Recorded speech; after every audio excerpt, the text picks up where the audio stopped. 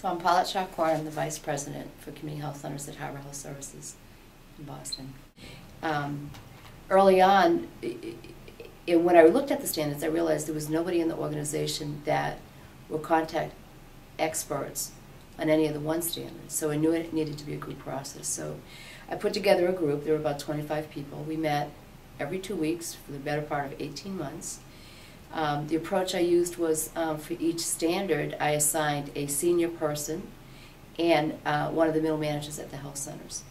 And they were responsible for that standard.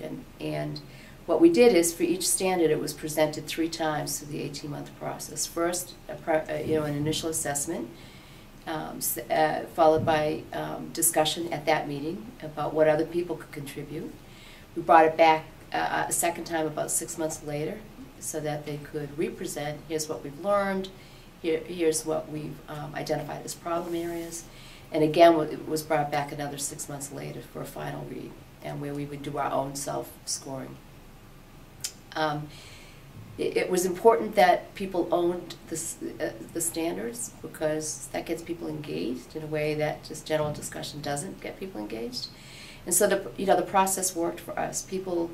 It accomplished a couple things for me. This is at a time when the health centers were working pretty independently, and I purposely teamed people up from across sites. So they got to know other people in the sites, which was helpful.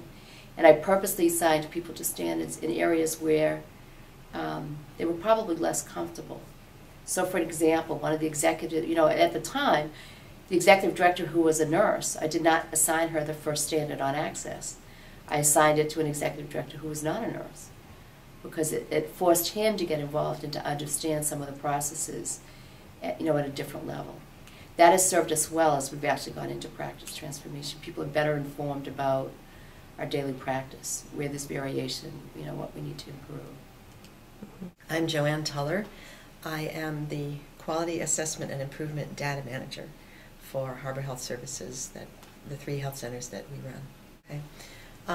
I was assigned to what was then Standard 8, which is essentially the performance measurement and improvement standard.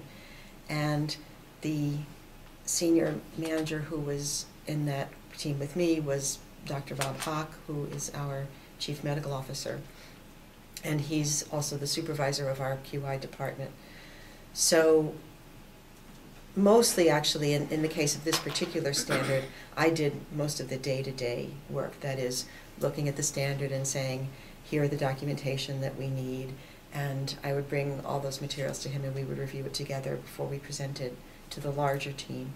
That was different from the way it worked with a lot of the other standards, because we were already, that was probably the standard where we were already closest to meeting all the elements and doing them. It was really more a question of how are we going to demonstrate this, which conditions or which reports are we going to pick, and how are we going to write this up, and what projects are we going to highlight, and so forth.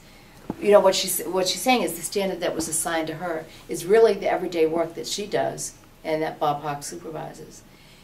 In the other standards, that was not necessarily true.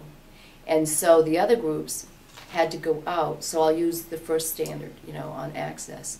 And it was assigned to David Reddy from Mid-Upper Cape. David did not have any daily working knowledge about the access to, elements and how we were going to meet it. So between this larger group meeting that he had to come back every 6 months, he had to have small working group meetings, bring together the nurse managers from the 3 sites and say, okay, how are we going to demonstrate that we ensure access for a patient? So there was a lot of that, small groups. Definitely most of the work was done outside the setting of this large group meeting that happened every 2 weeks.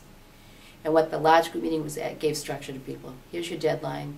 Here's when you have to be prepared. So it helped keep people moving forward.